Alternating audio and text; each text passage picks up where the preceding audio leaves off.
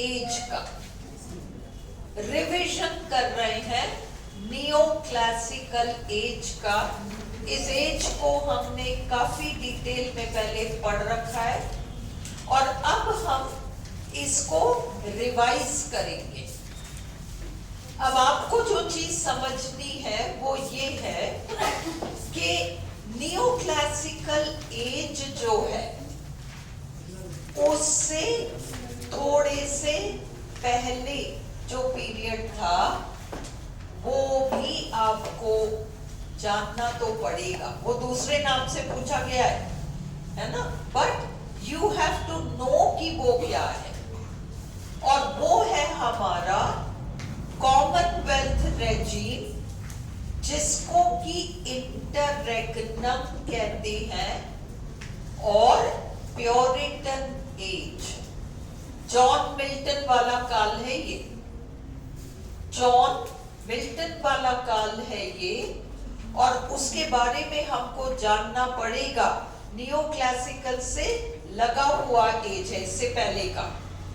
इसलिए, और आपको स्टोरी याद हो तो मैंने कहा था कि चार्ल्स द फर्स्ट राजा की गर्दन काट दी गई थी 1649 में।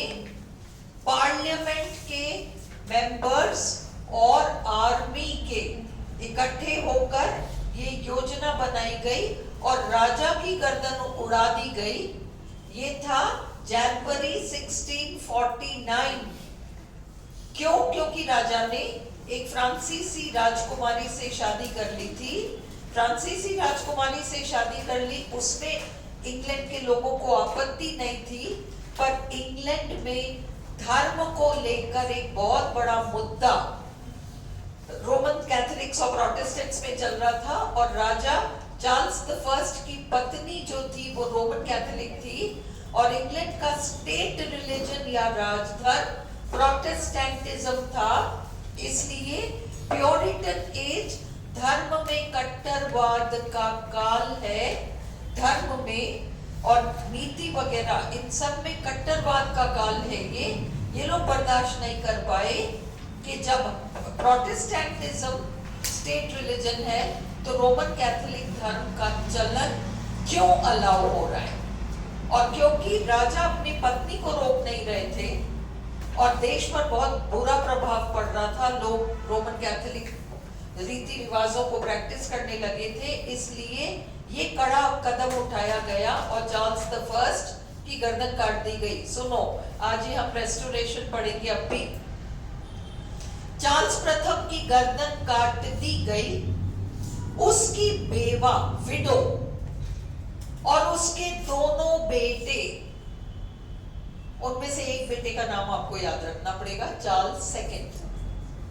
दो बेटे थे, चार्ल्स सेकंड, जेम्स सेकंड, और उसमें चार्ल्स सेकंड को राजा बनना था पिता के मरने पर।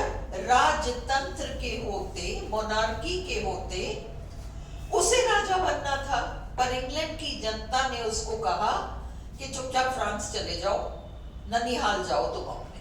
और इसलिए चार्ल्स सेकंड को जाना पड़ गया, फ्रांस वापस जाना पड़ गया। ये सारा जो है 1649 में हुआ है। अब 11 साल, कुछ रटो मत, केवल आखिरी समय है समझो। 11 साल 1649 से लेके 1660 तक इंग्लैंड में सम्राट नाम पर कोई भी नहीं होगा। No monarchy and no monarch. Okay, so no monarch, no monarchy. Monarchy was abolished, हटा दिया गया 11 साल तक। क्या आया?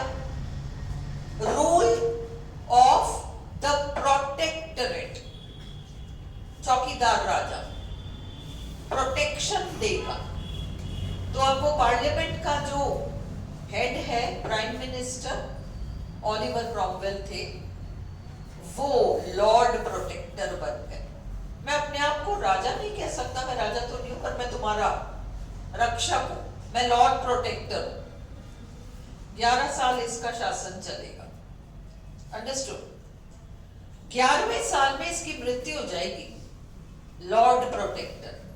पर अगले ने भी मरने से पहले पार्लियामेंट में कानून बना दिया कि लॉर्ड प्रोटेक्टर का बेटा ही लॉर्ड प्रोटेक्टर बनेगा।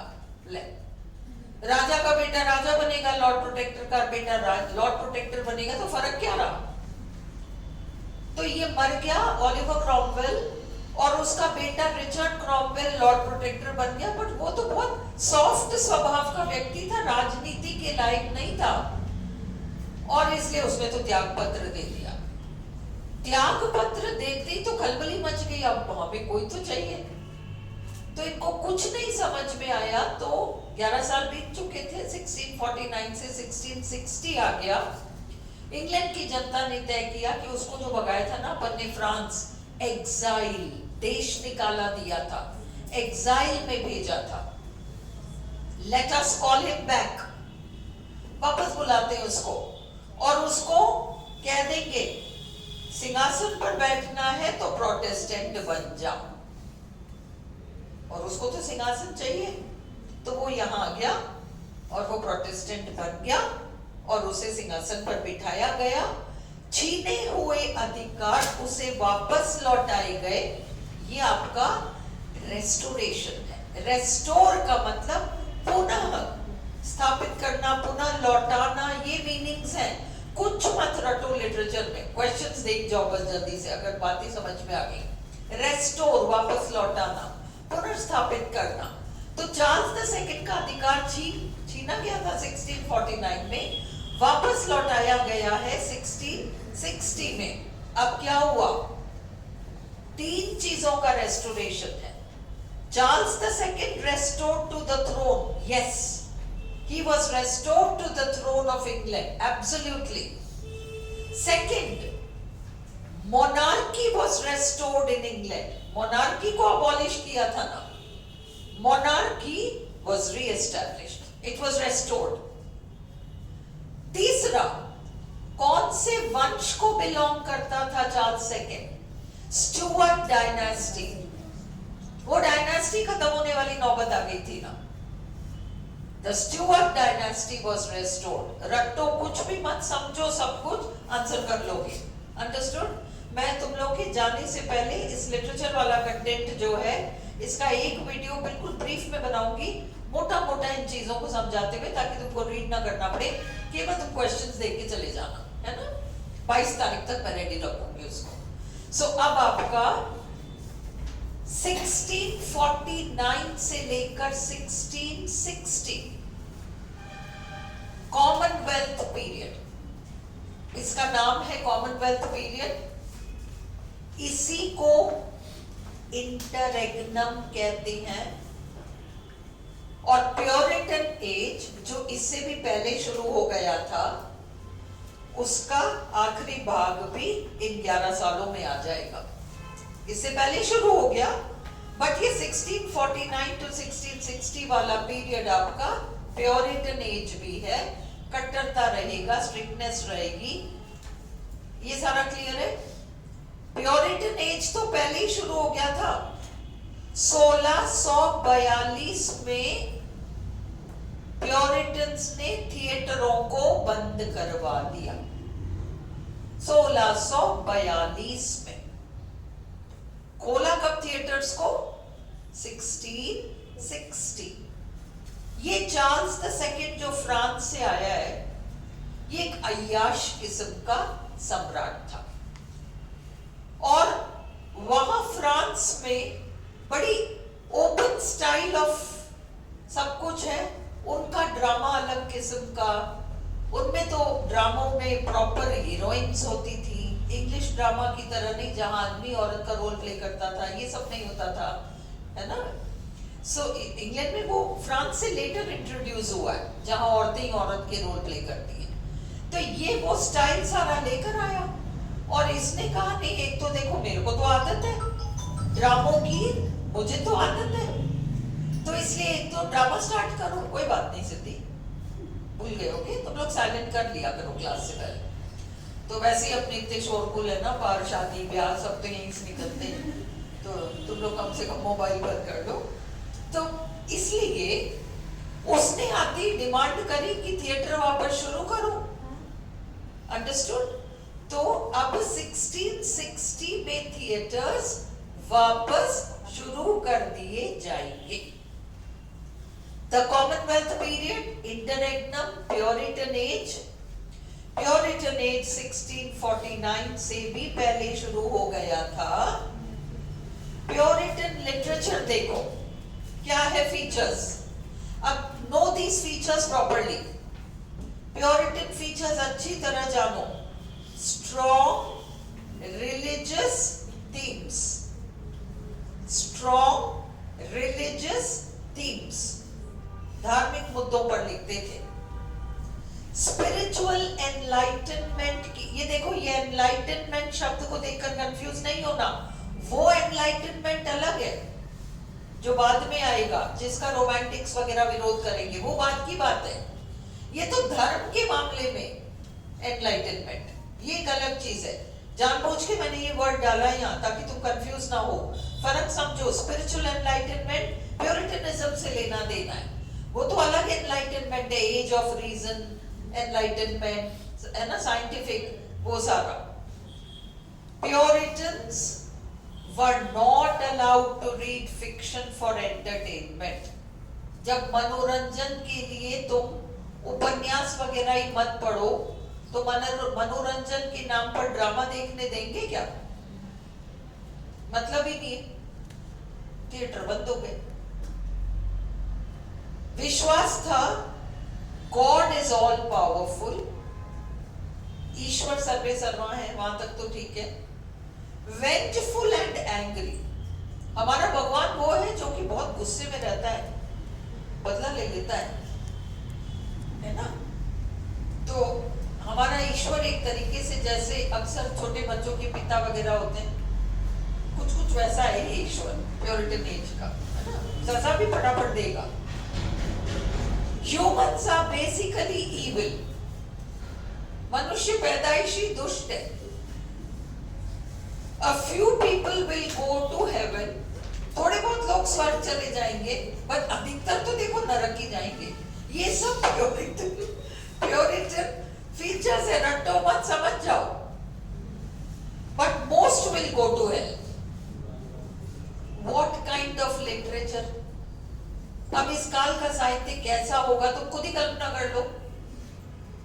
सरमन्स, प्रवचन होंगे, लिटरेचर के नाम पे प्रवचन होंगे, डायरीज होंगी, एसेज होंगे, पोएम्स ऑन रिलीजियस सब्जेक्ट्स होंगे। ये अप्रूव्ड है, लिखने वाला तो कुछ भी लिखेगा, पर अप्रूवल इन चीजों को मिलेगी। अब इसमें आप दो राइटर्स के नाम याद रखो, दोनों इंपॉर्टेंट। जॉन बनियन, जिन्होंने द पिलग्रिम्स प्रोग्रेस नाम की किताब लिखी। पिलग्रिम तीर्थयात्री, हम सब यहाँ तीर्थयात्री हैं, यात्रा करने आते हैं, मोक्ष का सफर करते हैं, है ना। ये जॉन बनियन का पिलग्रिम्स प्रोग्रेस। सैल्वेशन, क्रिश्चियन जो कि सैल्वेशन के रास्ते पर चल रहा है, सैल्वेशन इज इक्वल टू मुक्ति, तुमको ये सब जानने की जरूरत नहीं है। No Pilgrim's Progress and John Bunyan. एक जॉन मिल्टन ने पैराडाइज लॉस्ट लिखा था, काफी आगे, बहुत लेट लिखा, एग्जैक्टली इस कॉमनवेल्थ पीरियड वगैरह में नहीं लिखा है उन्होंने। बाकी मिल्टन का जनरल स्टाइल ऑफ राइटिंग जो है उसमें एक रिलीजियस टोन आता ही है, इसलिए ये दो नाम आपको दे रखे हैं। और मिल्टन क्योंकि प्योरिटन एज को बिलोंग तो करते ही है। द पीरियड फ्रॉम 1685 टू 1815, वो बहुत आगे का पीरियड है। Approximately came to be known as the Enlightenment era, Age of Reason। वहां से चलेगा 1685 से 1800 तक भी पार कर जाएगा, पूरा ही एनलाइटनमेंट, एज ऑफ रीजन सब कुछ है। The new classical as comes under this, है ना, एनलाइटनमेंट ये सारा उसमें आएगा। अब हम देखते हैं नियो क्लासिकल पीरियड। आपको समझ में आ गया, 1649 टू 1660 इंटररेग्नम है, कॉमनवेल्थ है ना, प्योरिटन एज है, सम्राट नहीं है, लॉर्ड प्रोटेक्टर है ना, और उसके अलावा स्पिरिचुअल टॉपिक्स एंड थीम्स हैं। ईश्वर के बारे में इन लोगों की एक अलग ही धारणा है एंड इसलिए ये इसी तरह के लिटरेचर को पसंद करते थे। और इसके दो मेन आप एग्जांपल्स ले सकते हो, एक तो जॉन बर्नियन और एक आपका जॉन मिल्टन, दोनों प्यूरिटन पोइट्स रहे। अगला नियोक्लासिकल पीरियड 1660 रफली 1700 तक। एक्चुअली 1688 में इनका सम्राट भाग गया था, है ना, उसको भागना पड़ गया था। तो क्योंकि दामाद राजा बनने आ रहा था यहाँ, बट फिर भी वही रोमन कैथोलिक और प्रोटेस्टेंट का झगड़ा था। तो 1660 टू 1700 ये आपका रफली रेस्टोरेशन काल है ना। अलग अलग बुक्स अलग अलग डेट्स देती हैं, बट जो स्टैंडर्ड टेक्स्ट है वो है एमएच एब्राम्स और उसने 1660 टू 1700 बताया, तो हम उसको मानेंगे, है ना। रेस्टोरेशन का दूसरा नाम है एज ऑफ ड्राइडन। ये वो काल है जब इंग्लैंड में सबसे पहली बार पोएट लॉरिएट का औपचारिक पद बना। पहले बेन जॉनसन रहे हैं अनौपचारिक हो रहे जैकोबियन एज वगैरह में, है ना। बट औपचारिक 1668 में इनको बनाया गया। ये 20 सालों तक रहेंगे, 20 साल बाद इनको हटा दिया जाएगा। और जिन लोगों ने बीए फर्स्ट ईयर में शैडवेल नाम की पोएम पढ़ रखी हो, थोड़ा बहुत याद हो, शैडवेल 1668 में, देखो जो तुम्हारा बीए और स्कूल लेवल का कोर्स है ना, उसके बारे में आप क्या ही नहीं पाओगे कि ना ये पता नहीं कहां से उठा के पूछ लिया। इसलिए मैं नहीं कह रही कि मैंने क्वेश्चंस में इंक्लूड नहीं किया, डोंट वरी, सुन लो एक बार, कभी कभी कोई सुनी हुई बात कहीं याद रह जाती है। 1668 में जॉन ड्राइडन पोएट लॉरिएट बने, प्रोटेस्टेंट थे, सब बढ़िया रहा। 1688 तक ये रहे पोएट लॉरिएट बनकर रहे। ओके, 1688 तक रहे, 20 साल तक रहे। इस बीच में एक हल्का सा गड़बड़ हो जाएगा। क्या होगा कि ये चार्ल्स द सेकंड मर जाएगा, जो हमारा राजा है ना, जो रेस्टोर हुआ है, वो मर जाएगा। और उसके मरने के बाद 3-4 साल तक उसका रोमन कैथोलिक भाई जेम्स द सेकंड राजा बन जाएगा। 3-4 सालों तक उसका भाई वो राजा बन के बैठेगा। इंग्लैंड की जनता को बर्दाश्त नहीं है रोमन कैथोलिक, बर्दाश्त नहीं है। क्यों बर्दाश्त नहीं है? कभी भी जनता को मतलब नहीं होता, जनता की तरफ से कुछ भी हो रहा हो कोई फर्क नहीं पड़ता। जो राज दरबारी है उनको फर्क पड़ता है। अगर रोमन कैथोलिक राजा आ जाएगा तो हम जो प्रोटेस्टेंट दरबारी हैं हमको तो हटा देंगे, रोमन कैथोलिक दरबारी रख लेंगे। इसी रोमन कैथोलिक्स को तो आने ही मत दो।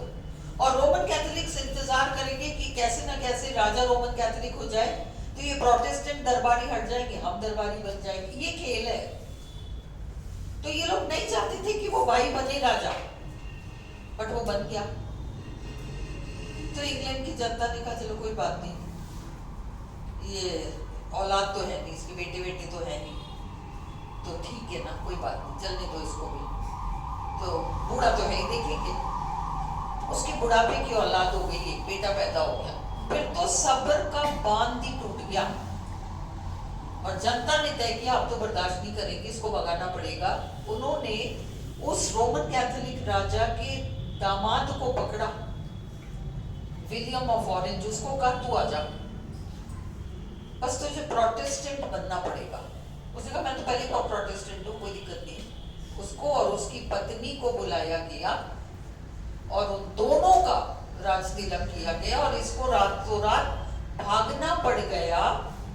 उस घटना को ग्लोरियस रेवोल्यूशन या ब्लडलेस रेवोल्यूशन कहते हैं। सुनो, हर चीज को अगर हम ऐसे करेंगे नोट्स बना बना के, तो तुम्हारा काम कभी भी खत्म नहीं होगा। तुम्हारे याद करने की एक लिमिट है। कुछ चीजें जस्ट सुनो, लास्ट मिनट है, इन केस कोई क्वेश्चन आ जाए। अब तुम्हें पता है ग्लोरियस रेवोल्यूशन, ब्लडलेस रेवोल्यूशन वो क्रांति है जिसमें एक बाप को भागना पड़ गया क्योंकि उसकी बेटी सिंहासन पर बैठने आ रही है। तो खून खराबा तो नहीं हुआ, पर भागना तो पड़ गया। चुप कर भाग गया ये, उसको ब्लडलेस 1688 की घटना है। मैंने क्लास में तुम लोगों को बताया था कि 1688 तीन चीजों के लिए मतलब तीन चीजें हुई 1688 सन में। बड़ा इंपॉर्टेंट सन है 1688। एक तो ब्लडलेस रेवोल्यूशन, एक वो जॉन बनियन जिसने पिलग्रिम्स प्रोग्रेस लिखा था वो मर गया, और एक अलेक्जेंडर पोप का जन्म हुआ है 1688। तीन चीजें बताया था मैंने आपको। कोई बात नहीं, अब ये सब याद नहीं रहता, कोई चलो, तो restoration, age of Dryden, restoration of Charles the second to the English throne.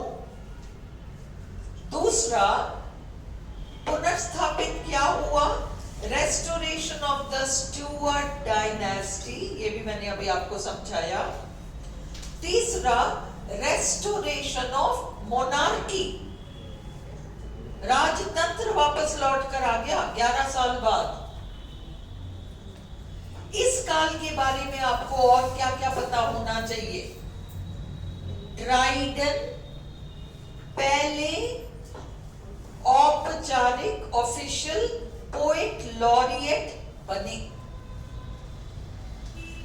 Way major poet थे इस पीरियड का, इसीलिए रेस्टोरेशन काल को एज ऑफ ड्राइडन के नाम से भी पुकारा जाता है।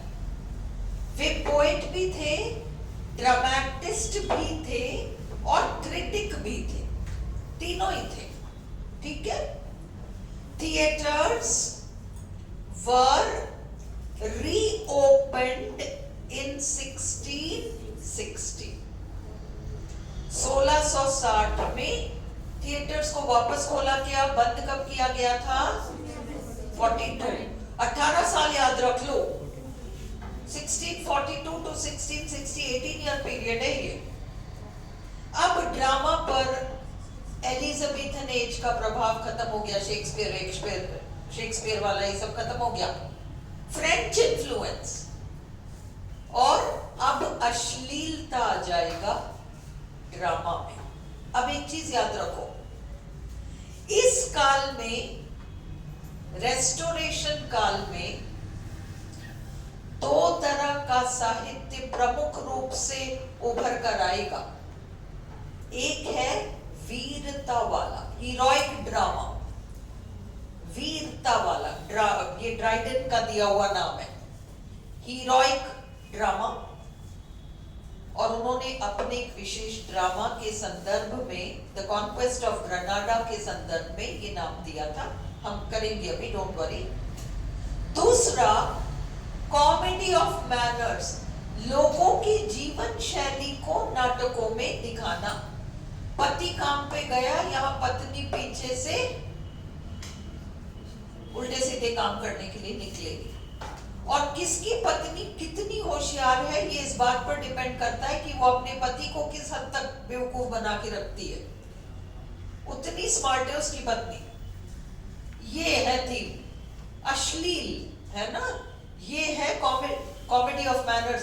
हाई क्लास सोसाइटी के लोग ये हरकतें करते हैं, ये कॉमेडी ऑफ मैनर्स है। जीवन शैली से संबंधित, अपर क्लास पर फोकस करती हुई अश्लील, ये इसके फीचर्स है, रटो मत। और वो वीरता वाले जो हीरोइक ड्रामा है, ये नाम है जो कि जॉन ड्राइडन ने दिया जब उन्होंने एक नाटक लिखा, द कॉन्क्वेस्ट ऑफ ग्रेनाडा। बेचारे ड्राइडन का बस चलता तो वो हीरोइक ड्रामा ही लिखते, पर समय की मांग थी कि अश्लील वाला भी लिखो, तो उन्होंने ये भी लिखने की कोशिश करी। पोएट लॉरिएट थे वो तो, है ना। तो उन्होंने heroic drama the conquest of Grenada, कुछ भी याद वाद मत करो, जस्ट सुनते रहो। और वो कॉन्क्वेस्ट ऑफ ग्रेनाडा को लिखकर उन्होंने हीरोइक ड्रामा नाम दिया। हीरोइक ड्रामा में क्या होता है, जैसे एपिक होता है ना महाकाव्य, वैसा होता है। सुपरमैन हीरो होगा, राष्ट्र स्तर का मुद्दा होगा। मैं मोहन, मेरी लाइफ की स्टोरी ये नहीं होगी, पूरे राष्ट्र से संबंध रखने वाली उस तरह की स्टोरी होगी। सुपरमैन जैसे काम करेगा, है ना, बहुत बहादुरी के काम होंगे, ये सारी इसकी फीचर्स होंगी। तो हीरोइक ड्रामा, ड्राइडन इसको नाम दे रहे हैं। कॉमेडी ऑफ मैनर्स दूसरी स्ट्रीम है, एक धारा तो हीरोइक ड्रामा है और दूसरा आपका कॉमेडी ऑफ मैनर्स है। हीरोइक ड्रामा के ड्रामेटिस्ट्स, ये 3 नाम आपको याद होने चाहिए, ड्राइडन, डेवनेंट, रॉबर्ट हॉवर्ड, ये 3 नाम आपको याद होने चाहिए। Dryden, Davenant, Howard, sir William Davenant and Robert Howard. Comedy of manners के कौन कौन है? George Etherege, William Wycherley, Dryden, William Congreve और एक महिला एफ्रा बेन, है ना, इसने एक डच आदमी से शादी कर दी थी। तो ये अब आपको दोनों के उनके 3 नाम याद रखो, इनके 4-5 नाम याद रख लो। वाइचरली है, कॉनग्रीव है, एफ्रा बेन है, ड्राइडन है, जॉर्ज एथरीज है। चाहोगे तो मैं अभी याद करा दूंगी, कोई दिक्कत नहीं है। 5 नेम्स यहाँ है, 3 नाम डेवनेंट, हॉवर्ड और ड्राइडन वहां पर है हीरोइक ड्रामा में। ये भी लिख दो तो मैं इसका भी बना दूंगी, है ना, लिख दो ड्रामेटिस्ट हीरोइक ड्रामा और ड्रामेटिस्ट कॉमेडी ऑफ मैनर्स। तो हीरोइक ड्रामा क्या है, फीचर्स देख लो। हीरोइक ड्रामा क्या ऐसे लिखती है तो फॉलो नहीं कर पाती हूँ? अच्छा, heroic drama term coined by Dryden for his play The Conquest of Granada। ये भी एक क्वेश्चन बनता है, कौन से प्ले के लिए उन्होंने यूज किया था ये टर्म हीरोइक ड्रामा? सबसे पहले कंपोज्ड इन हीरोइक वर्ड्स, वो दोहों की शैली में हीरोइक कपलेट में कंपोज हुआ करती थी, ये फीचर है। pertains to grand, serious, national, mythological subjects, इससे संबंध रखता है। पौराणिक कथाएं या फिर किसी राष्ट्र से संबंधित। extraordinary heroes who do extraordinary deeds, असामान्य हीरो जो कि असामान्य काम करते हैं। कॉमेडी ऑफ मैनर्स क्या करता था? satirize the social life of the upper class, समझ में आ रहा है ना इजीली? cheap and immoral, अश्लील था। cheap, डबल मीनिंग वाले डायलॉग्स, है ना, गंदे dialogues. inferior to Elizabethan drama, ये पॉइंट याद रखो। एलिजाबेथन ड्रामा से स्तर रेस्टोरेशन ड्रामा का कम था। Heroines prominent, Charles the second था अय्याशना, तो इसलिए उसको सुंदर सुंदर हीरोइनें चाहिए थी थिएटर्स में। अब हम नेक्स्ट कर रहे हैं the Augustan age, the age of Pope. देखो तुम्हारे पास रेस्टोरेशन, फिर आपका उससे पहले interregnum, restoration, age of Pope, सबके ऊपर मिक्स्ड क्विज बना हुआ है क्योंकि सारा नियो क्लासिकल में आता है। क्विज अलग से कर लेना, पहले उसके पॉइंट समझ लो। The Augustan age, age of Pope. Augustus नाम का याद रखो, क्लासिकल शब्द आ जाए ग्रीक एंड रोमन, और कोई नहीं आता उसमें, ग्रीक एंड रोमन। रोम में ऑगस्टस नाम के सम्राट हुआ करते थे, बहुत महान, और ये जो काल है इसमें सम्राट भी अपने आप को ऑगस्टस से कम नहीं समझेगा, और ये लेखक भी अपने आप को ऑगस्टन एज के महान लेखकों से कम नहीं समझेंगे। बहुत ज्यादा रूल्स, कानून, नियम के अकॉर्डिंग लिखना, ये सारा ये लोग पसंद करेंगे। भावनाओं पर जोर नहीं देंगे, बुद्धि पर जोर देंगे। ये सारी चीजें अब यहां आ जाएंगी। ऑगस्टन तारीफ का शब्द है, a term of high praise, तारीफ का शब्द है। Age of Augustus golden age of Latin literature माना जाता है।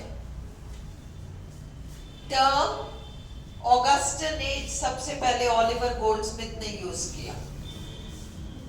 ऑगस्टन एज टर्म सबसे पहले ऑलिवर गोल्डस्मिथ ने यूज किया। ये एज ऑफ प्रोज है, जैसे आपका romantic age, age of poetry है, ये आपका एज ऑफ प्रोज है। और थोड़ा आगे जाते एज ऑफ नॉवेल हो जाएगा। प्रोज में तो नॉवेल है ना। Age of prose and reason, तर्क,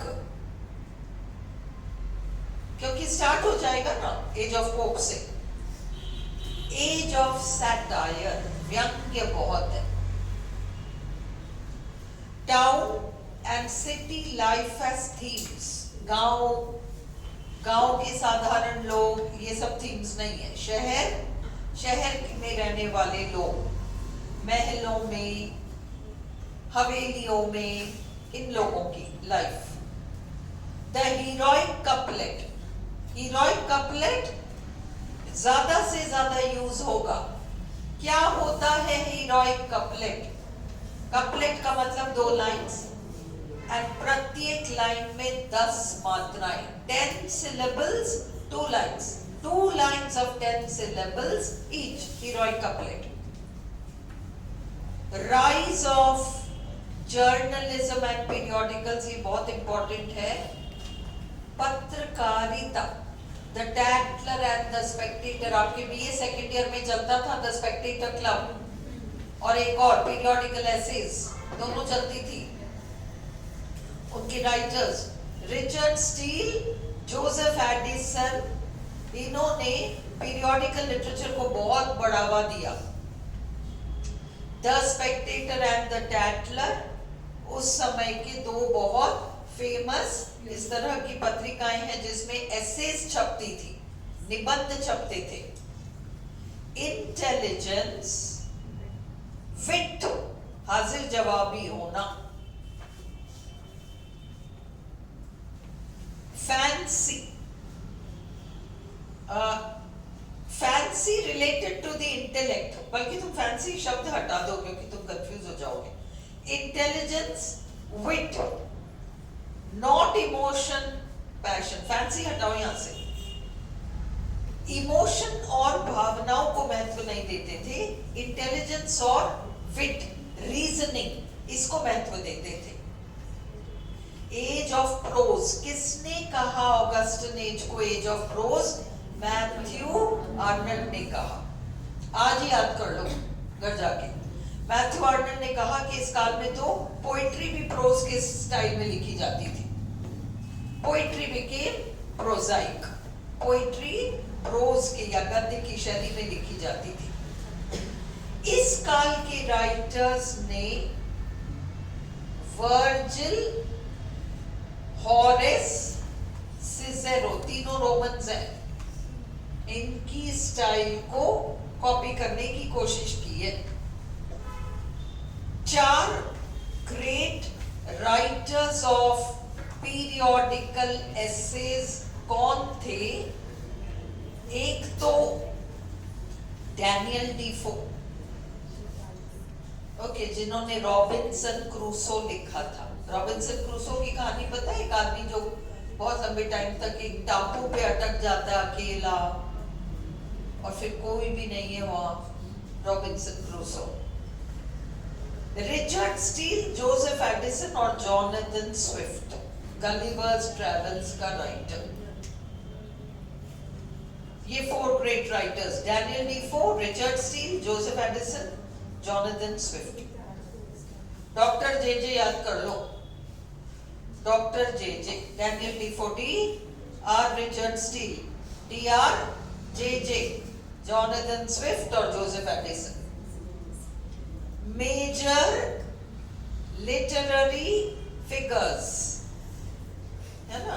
तुम इसको इसी तरीके से करो, 4S को एक साथ लो, है ना। तो इस तरीके से करोगे तो यू विल रिमेंबर इजिली। अभी देखो, स्टील, स्विफ्ट, स्मॉलेट, स्टर्न, 4 तो एस हो गए तुम्हारे पास, एस हो गया, है ना। एक एडिसन का ए है, पोप का पी है, डीफो का डी है, और एक हेनरी फील्डिंग का एफ है ना। सो यू हैव FADP,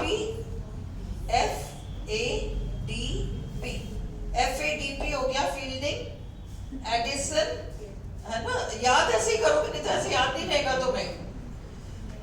तो F का तुम्हारा फील्डिंग हो गया, A का एडिसन हो गया, D का डीफो हो गया, P का पोप हो गया, FADP, SS, और वहां हो गया doctor JJ, Daniel Defoe, Richard Steele, और ये आपके जोनाथन स्विफ्ट और जोसेफ एडिसन। डॉक्टर JJ वहां याद करो, और FADP, SS यहाँ याद करो। अभी याद कर लो, FADP कौन कौन है, FADP, SS कौन है। तो Smollett, stern, steel, Swift, Smollett, stern, steel, Swift, है ना। अगर कम से कम वहां कोई ऐसा नाम आया ना जिसमें सरनेम में ऐसे, तो तुम समझ जाओगे जल्दी के यूं, FADP, SS। अब एक स्क्रिबलरस क्लब नाम का एक क्लब स्टार्ट किया गया मजाक उड़ाने के लिए, उस काल के कुछ राइटर्स का। ये क्लियर है? You have to remember doctor JJ, FADP, SS। Okay, अब ये रचनाएं याद रखो। नियो क्लासिकल टेक्स्ट्स कौन सी हैं? एक तो पिलग्रिम्स प्रोग्रेस, जो आपकी जॉन बनियन की लिखी हुई, रॉबिन्सन क्रूसो, डैनियल डीफो की लिखी हुई। सामान्यतः माना जाता है कि यही पहला इंग्लिश नॉवेल है, ऐसा माना जाता है, पर कोई वो नहीं है, फिक्स नहीं है, फिर भी कोई क्वेश्चन उठ जाए। पैमेला या वर्चू रिवॉर्डेड, सैमुअल रिचर्डसन, कैसा नॉवेल था ये मैं तीसरी बार पूछ रही हूँ।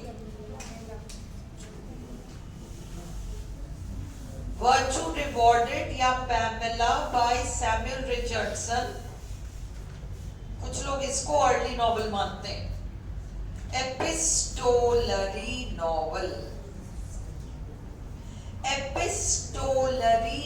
क्या होता है एपिस्टोलरी? चिट्ठी में पूरी नॉवेल खत्म हो गई। मैंने तुमको लिखा, तुमने उसको लिखा, उसने उसको लिखा, उसने मुझे लिखा, फिर मैंने जवाब दिया। पूरा नॉवेल चिट्ठियों के माध्यम से पूरा हो जाए, चिट्ठियों में पूरा नॉवेल हो गया।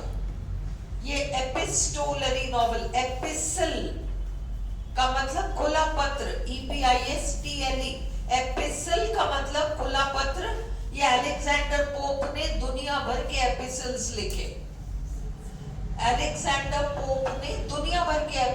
लिखे, और ये एपिस्टोलरी नॉवेल सैमुअल रिचर्डसन ने लिखा है। उसका दूसरा नाम है वर्चू रिवॉर्डेड।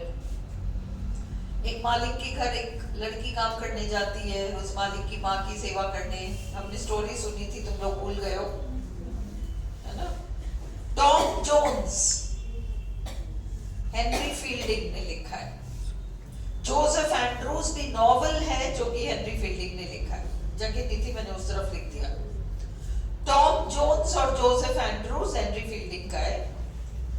गलिवर्स ट्रैवल्स, तुम लोगों ने स्कूल में पढ़ रखा होगा।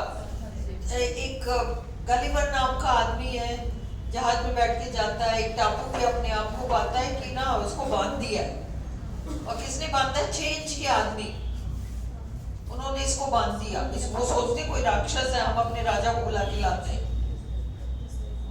तो वो इतने से बौने से चेंज के आदमी इसको बांध के, वो स्टोरी है गलिवर्स ट्रैवल्स। व्यंग्य रचनाएं, ट्रिस्ट्रम शैंडी लॉरेंस स्टर्न का है। सारे याद नहीं कर सको तो कोई दिक्कत नहीं है, एक बस रीडिंग क्विकली घर पे लगा लेना। 18th सेंचुरी आपका 18वीं शताब्दी आपका एज ऑफ नॉवेल के नाम से जाना जाता है। अब 1750 में मैंने अलग से लिख के कुछ नहीं दिया है, जरूरत नहीं है। 1750 से ऑनवर्ड्स है ना।